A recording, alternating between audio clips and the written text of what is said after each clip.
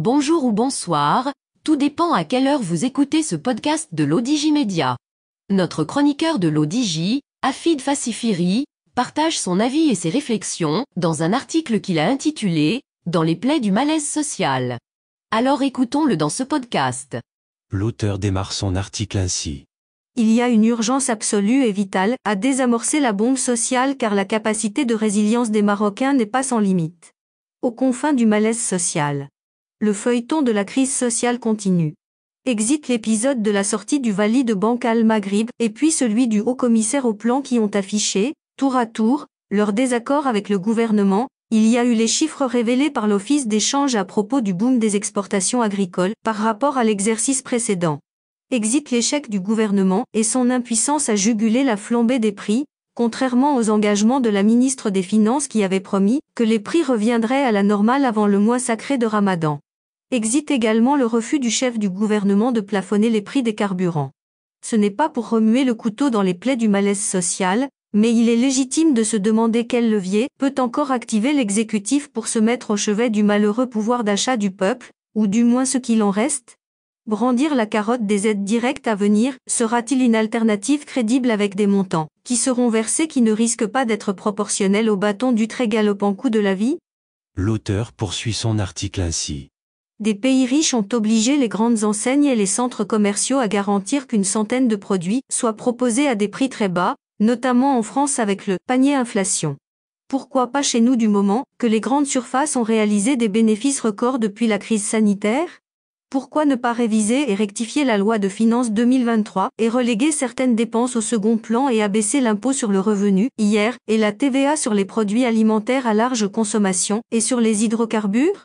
Le chef du gouvernement peut très bien estimer que le changement climatique est la cause de la flambée des prix, mais il s'agit d'arguments tirés par les cheveux et donc irrecevables car en principe, la loi de finances doit savoir et surtout pouvoir prendre en compte l'aléa climatique avec une sécheresse climatique. Chronique.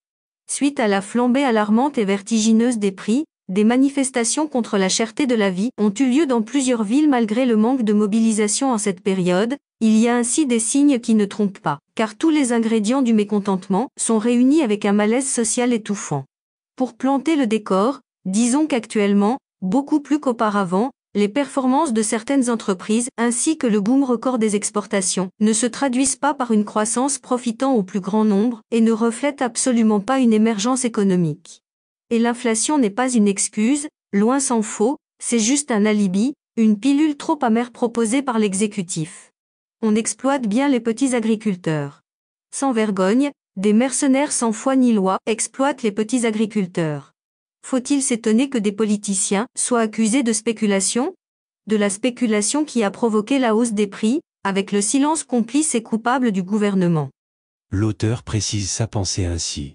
Le comble, et le pire en même temps, c'est que le gouvernement a accablé l'inflation, la rendant responsable de tous les malheurs qui s'abattent sur les consommateurs. Qui exploite les petits agriculteurs alors, et qui protège ceux qui profitent de la crise aux dépens du peuple, et à ses frais surtout? Ces derniers produisent les légumes et les vendent à 2 dirhams ou 2,5 dirhams le kilo, pour les retrouver ensuite à plus de 10 dirhams le kilo dans les marchés des villes marocaines. Les spéculateurs exagèrent tellement que certains partis de l'opposition, et c'est de bonne guerre, soupçonnent l'implication de politiciens et de figures puissantes derrière ce phénomène, menaçant ainsi la paix sociale. Certains rachètent même les fruits et les légumes en bloc et les orientent vers l'export, créant, sans état d'âme, une crise dans le marché interne et une flambée des prix. Une fièvre des prix qui a déclenché une guerre des chiffres. Ainsi, après le relèvement du taux directeur à 3% par Banque Al-Maghrib, le haut-commissaire au plan Ahmed Lalimi avait effectué une sortie médiatique dans laquelle il invitait le gouvernement à communiquer avec les citoyens et leur dire la vérité comme elle est. C'est-à-dire que l'inflation et la flambée des prix résultent d'une crise de l'offre et non de facteurs externes. L'auteur mentionne ainsi. Le ministre de la Jeunesse, de la Culture et de la Communication Mehdi Ben Saïd n'aurait, pour sa part, pas accepté les remarques de Lalimi et a traité ses conclusions d'erronées. Drôle de façon de gouverner car si le débat peut s'avérer constructif, ne pas accepter la contradiction est la pire manière de promouvoir la pensée unique en condamnant la majorité des Marocains à accepter et à subir la logique de l'exécutif. Le Maroc en guerre contre l'inflation, mais encore? Avec tout le respect dû à l'éditorialiste de notre confrère tel quel, chacun est libre de défendre qui il veut, mais même si Ahmed Lalimi n'a pas besoin d'avocat, nul besoin d'être un génie pour comprendre que c'est le boom des exportations qui fait flamber, jusqu'à preuve du contraire, les prix des tomates et autres légumes. Il suffirait juste d'un minimum de bon sens et de bonne foi pour faire la part des choses sans calcul partisan ou politicien, sinon on pourrait nous faire prendre des vessies pour des lanternes. Jugez-en par vous-même, avec tout le respect dû au haut commis de l'État qu'est M. Lalimi, ce diagnostic est quelque peu imprécis. Il n'y a qu'à constater l'explosion des exportations des produits de la terre et de la mer, 80 milliards de dirhams en 2022, en hausse de 20% versus 2021, et leur progression continue année après année, pour conclure que l'offre n'est pas un problème. Plaider le contraire, c'est dédouaner le gouvernement de toute responsabilité dans cette séquence. En vérité, la tomate est bien présente sur les étals, l'ennui, comme le dit l'économiste Najib Akesbi, c'est que les Marocains la scrutent sans pouvoir l'acheter. L'auteur conclut son article ainsi. Le Maroc est en guerre, oui, comme dirait l'autre, mais pour cela il est vital de bien identifier le véritable ennemi et il y a urgence à ne pas justifier l'injustifiable. Pour conclure, la situation de crise est on ne peut plus critique et elle impose une exigence de lucidité, d'audace et de volontarisme. Et, il y a une urgence absolue et vitale à désamorcer la bombe sociale car la capacité de résilience des Marocains n'est pas sans limite.